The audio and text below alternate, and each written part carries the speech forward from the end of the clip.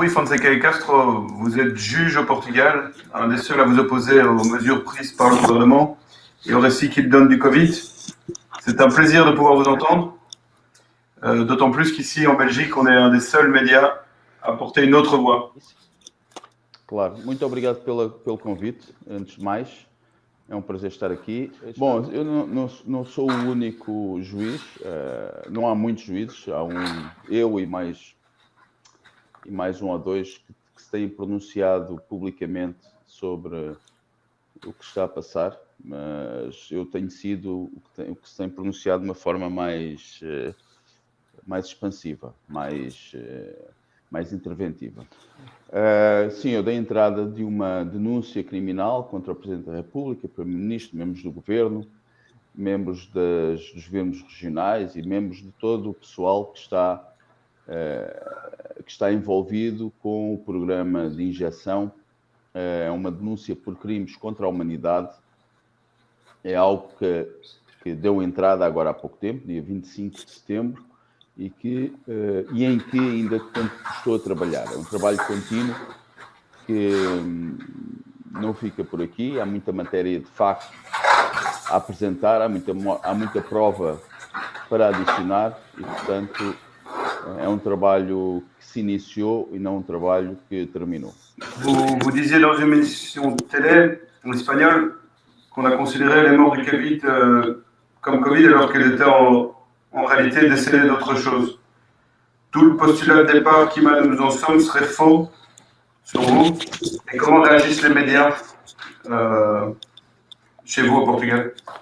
Sim, eu considero que nós estamos perante uma putativa pandemia, ou seja, uma pandemia que é apenas aparente, que surge pela televisão e surge pelos números que são fornecidos oficialmente.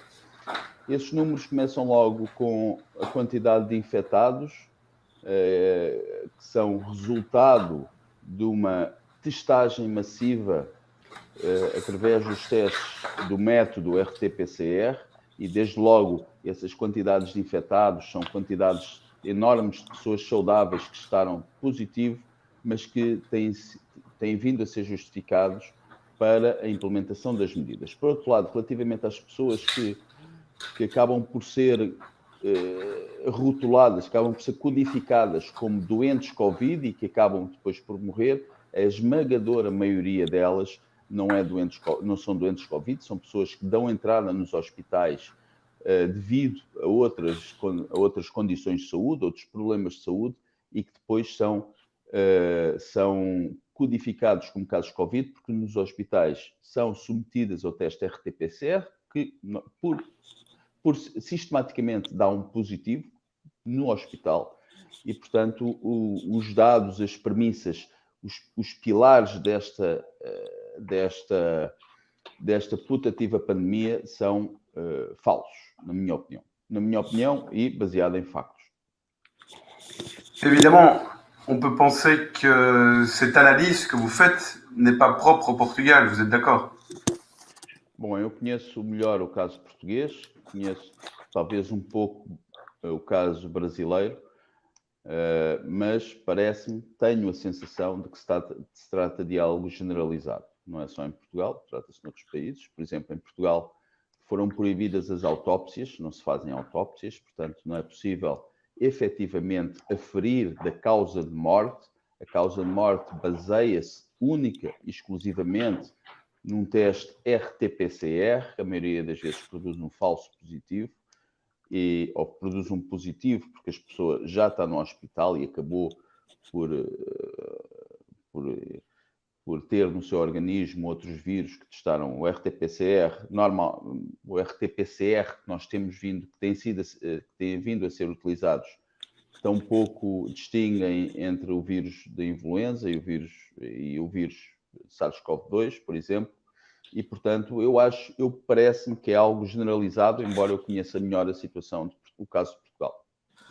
Il y a une décision de justice au Portugal qui est très peu connue, qui a forcé un examen approfondi des certificats de décès de 17 000 victimes annoncées dans les médias. On a montré au fait que parmi les 17 000 victimes, il y en avait seulement 152 qui étaient mortes du Covid et que dans ce nombre, seulement 132 avaient été confirmés par des tests. Les 20 cas restants étant des cas supposés. Sim, sim, efetivamente o número oficial de mortes é 17 mil, é um número que é absolutamente falsificado. Posteriormente foi dada entrada de uma ação em que se questionava o governo português relativamente à realização de autópsias aos cadáveres que foram codificados como mortes Covid. Vieram informar que apenas 152 óbitos tinham passado pela competência do Ministério da Justiça e, portanto, desses 152, apenas 4 tinham sido sujeitos à autópsia. E sim, o número era à volta disso, eu não tenho o número em mente exatamente, mas essa resposta, por um lado, não fez sentido absolutamente nenhum, porque para mim essa resposta não fez muito sentido. Por outro lado, foi elucidativa da falsidade do número oficial, que são os 17 mil, mas isso eu já sabia que esse número era absolutamente fabricado, era completamente falso. Cette information, on ne l'a pas entendue alors qu'elle semble vraiment fondamentale. Est-ce que les gens au Portugal sont au courant de cette falsification des chiffres et de cette décision de la justice? Não, a população portuguesa está completamente alienada pelos meios de comunicação social, que eu chamo meios de propaganda, não são meios de comunicação, são meios de propaganda. Nós em Portugal temos uma agência noticiosa, que é a agência Lusa, que é controlada em 50% pelo governo. Para além disso, essa agência recebe todos os meses mais de 1 milhão de euros.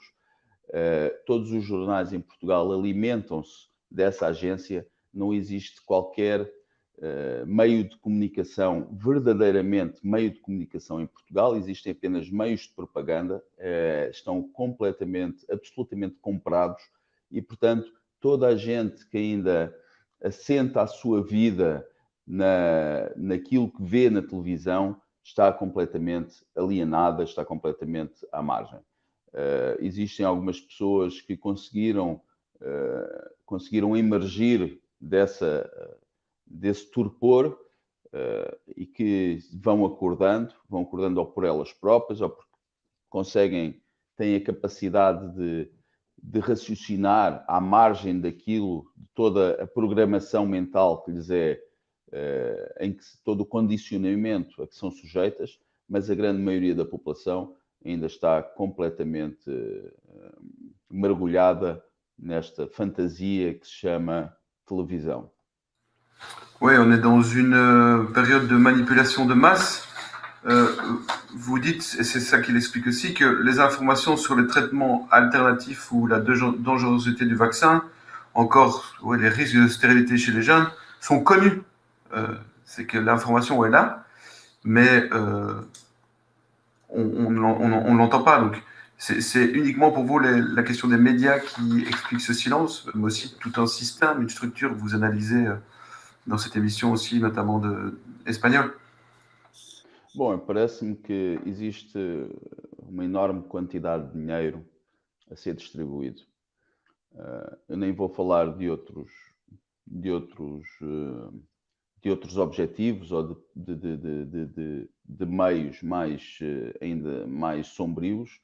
Neste momento, limito-me a referir a questão do dinheiro. Nós estamos a falar de um plano que já estava, por exemplo, isso é algo que está documentado. A Comissão Europeia planeava já antes da pandemia, existem documentos, planeava em 2022, por acaso anteciparam-se a isso, planeava pelo menos desde 2016, 2019, planeava em 2022 apresentar já um certificado, um passaporte sanitário europeu, uma proposta para passaporte sanitário europeu. Isso está documentado, existem documentos, existem existem documentos normativos produzidos na União Europeia, existe um documento que é da Comissão Europeia que se chama Itinerário para a imunização na Europa, uma coisa desse género. Eu tenho esse documento em que eles estabelecem mesmo um cronograma que corresponde em 2022, iriam apresentar uma proposta de passaporte sanitário para a Europa. Portanto, parece-me que há aqui uma questão de dinheiro que me parece evidente e que também já resulta da análise das patentes, quer das patentes relativamente aos vírus SARS-CoV, quer das patentes relativamente aos próprios tratamentos.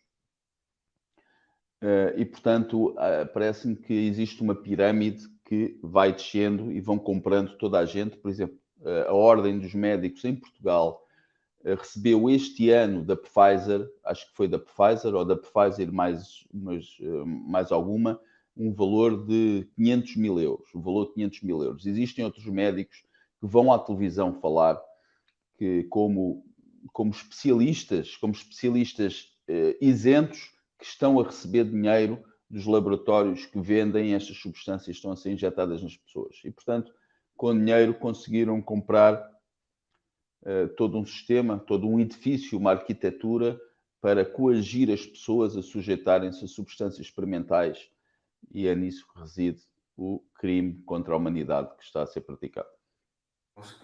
Donc la manière dont ce système de corruption fonctionne, qu'on pourrait peut-être, ça vous me direz, appeler mafia, est un peu le même partout. La justice est énormément silencieuse face à cette incroyable situation dans laquelle nous sommes. Croyez-vous plus en une issue judiciaire positive, ou est-ce que vous utilisez votre liberté de parole pour en faire une arme de médiatisation? Bom, relativamente à máfia, efetivamente a máfia também vende segurança a quem não precisa dela e, portanto, é exatamente o mesmo mecanismo.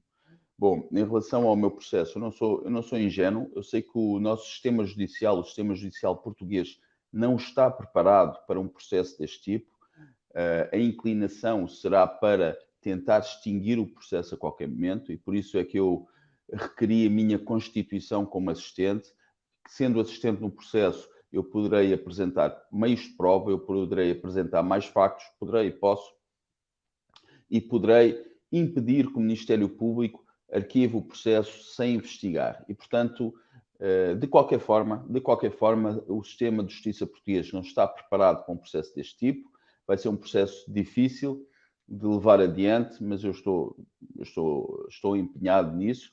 Também serve, claro que este processo também serve para chamar a atenção do que está a acontecer, para forçar a discussão pública dos assuntos relacionados com a putativa pandemia e serve também para tentar fazer com que o povo português acorde do torpor em que se encontra, adquira autoestima e perceba que está a ser governado por uma associação criminosa de mentirosos, corruptos, desonestos e pedófilos, que há muitos na classe política portuguesa. Oui, évidemment, donc le problème est beaucoup plus global et politique aussi. Justement, est-ce qu'on pourrait imaginer constituer une coalition juridique européenne ou internationale pour porter plainte à s'allier avec d'autres pays? Est-ce que cette coalition existe peut-être déjà? Bom, eu não estou a trabalhar ainda efetivamente, não estou ativo em colaboração, não estou a colaborar ativamente com grupos de advogados internacionais, até porque eu não sou advogado, é preciso levar isso em consideração. Eu sou juiz, era advogado até há pouco tempo e provavelmente a partir da manhã serei advogado novamente, porque serei demitido, mas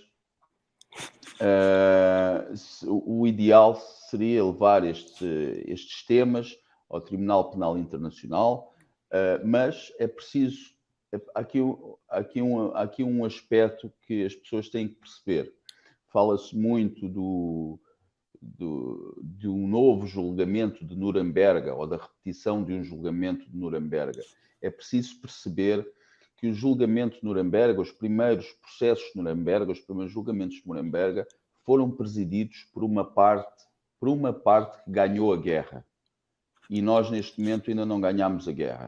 Esta guerra está a processar-se ainda, está em curso, nós ainda não conquistamos nenhuma posição dominante nesta guerra e, portanto, falar-se de um grande julgamento internacional dos responsáveis por isto implica que primeiro ganhemos pelo menos algumas posições de força e que consigamos mantê-las, o que ainda não aconteceu.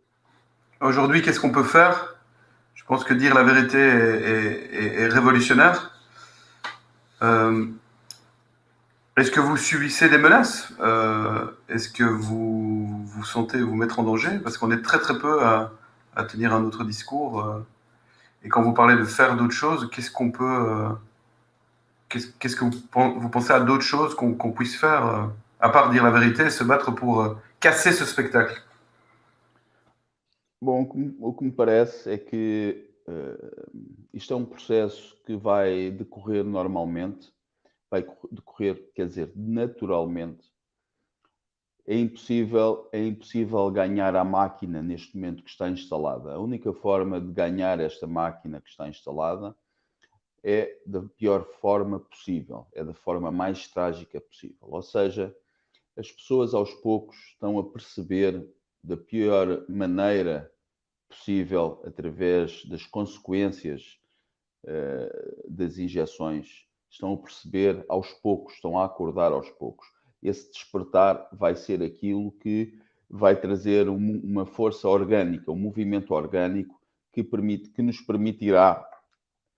permitirá ganhar algumas posições-chave. A primeira posição-chave a conquistar é, naturalmente, a da informação. E já se percebe que há meios de propaganda e jornalistas que antigamente estavam absolutamente do outro lado, que provavelmente parece-me que poderão já estar preocupados com alguma consequência que se lhes poderá advir das posições que tomaram, consequências legais, consequências em termos de imagem ou outras, e que, portanto, já estão a mudar um pouco a forma como transmitem a narrativa. Isso advém do despertar das populações. O despertar das populações é o primeiro passo, é o primeiro passo que tem que ser dado, e esse passo só está a ser dado, infelizmente, da pior forma possível, que é através das consequências extremamente negativas para a saúde das injeções que estão a ser aplicadas às populações. Mais est-ce que vous sentez en danger? Parce qu'on a vu que ce qui s'est passé le jour où des policiers vous ont demandé de mettre le masque. D'ailleurs, vous pourriez un peu expliquer ce qui s'est passé? C'est là qu'on vous a découvert un peu à l'extérieur du Portugal. Est-ce que vous sentez menacé, en danger? Não. Neste momento não temo pela minha integridade física. No início houve coisas que fomos fazendo que considerávamos que da forma como estávamos a fazer, da forma como nos estávamos a opor e da forma como estávamos a dizer a verdade, que eu pudesse ser alvo de alguma vingança, de algum atentado, de algum silenciamento físico a qualquer altura. Neste momento parece-me que essa fase já passou, posso estar enganado, como é óbvio, parece-me que essa fase já passou. Neste momento não tenho essa preocupação. É óbvio que eu nunca estou, neste momento, nestes tempos, eu nunca estou sozinho, estou sempre acompanhado de outras pessoas. Isso também ajuda-me a estar mais tranquilo. Agora, é óbvio que estou sob vigilância, o meu telefone provavelmente está sob vigilância, provavelmente estarei sobre vigilância mesmo física em alguns locais, e, portanto, essa vigilância existe, mas neste momento não estou com receio de que me aconteça alguma coisa fisicamente. A polícia, os agentes das forças de segurança com quem eu contacto fora dos holofotes, à margem dos holofotes, tratam-me sempre muito bem, nunca tive problema nenhum, nunca tive qualquer tipo de problema, e parece-me que a maioria está inclusivamente do nosso lado. D'après ce que vous dites, et je pense que c'est quelque chose que je pense aussi, que la peur bloque encore, freine les gens, mais qu'il pourrait y avoir, selon vous, un retournement, quelque chose qui changerait très vite? Est-ce que vous êtes optimiste en fin de compte aussi? Bom, eu penso, o que me parece, a ideia que eu tenho, e posso estar enganado, porque há muita informação, neste momento também temos um excesso de informação, há muito ruído informativo, mas o que me parece é que o que está por detrás do início desta pandemia, que aliás não é algo novo, já foi tentado anteriormente, mesmo na Europa, mas o que me parece é o que está por trás disto, no fundo, que acaba por ser a implementação de um sistema de controle sobre o indivíduo, sobre as populações, vai continuar a ser prosseguido por quem está por trás disto tudo. E parece-me que vão inventar outras coisas. Se não for o SARS-CoV-2, poderá ser o SARS-CoV-3 ou poderão ser as questões ambientais, mas isto não vai parar. E, portanto, é óbvio que o ser humano, e essa talvez seja a variável mais fundamental, o ser humano tem um instinto, como outras criaturas têm, mas provavelmente o nosso é mais apurado, temos um instinto de sobrevivência.